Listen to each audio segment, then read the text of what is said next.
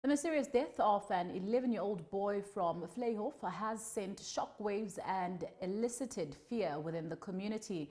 Jaden Lee Meek was reported missing on Tuesday after failing to report home from school on Wednesday.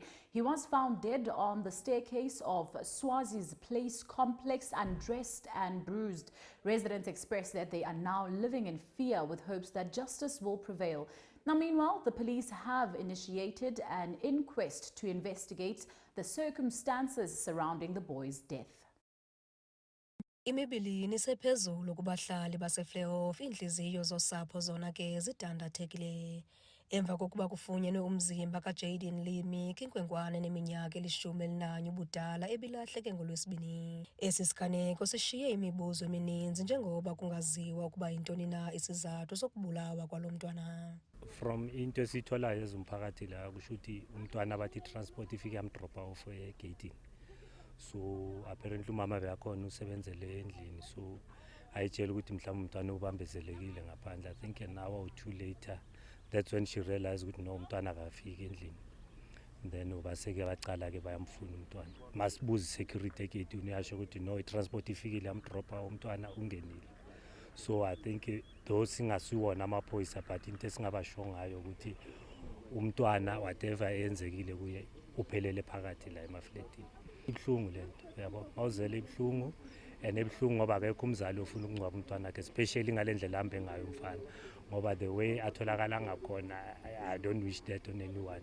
Abahlali balandawo baziva bengakhuselekanga besoyikisela ingakumbi abantwana babo besithi banethemba lokuba amapolisa aza kungenelela. I think i-crime as a whole iya-affecta ama-communities yabo, but manje it gets shocking masothola ukuthi ngithola umntwana abulewe ngesihluko esinje. But manje ngoba usually i-crime esidila ngayo mostly la eVliehof, mhlawumbe ama-robbery, theft, ukutshontshwa kwey'moto, ukugcekezwa kwezindlu yabo.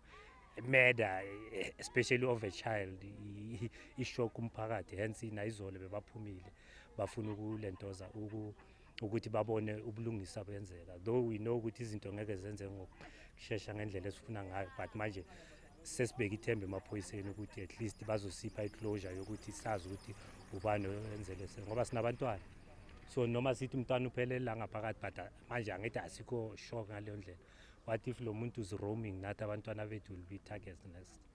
Kusenjalo amapolisa athi sele kukho iqela eliqingqiweyo lamagosa namava ukukhokhela iinkqubo zophando. The head of crime detection in our province, who is the Deputy Provincial Commissioner, Major General Khumalo, has assembled a team of seasoned detectives to take over the investigation. They started yesterday with their investigations. There are people that we are obtaining a statement from. I must say that no, our investigation now is at an advanced stage. But for now, it's an inquest that we are investigating. If then our investigation reveals that the child was actually murdered, so then we'll change the docket from inquest to murder. Othethela amapolisa uMavela Masondo ubongoza usapho nabahlali ukuba babaphe ithuba lokwenza uphando luphangaleleyo bangangeneleli kwiinkqubo zabo zophando. Kwiindaba zeSoweto TV, ndinguNomzabalazo Mduka eVliehof.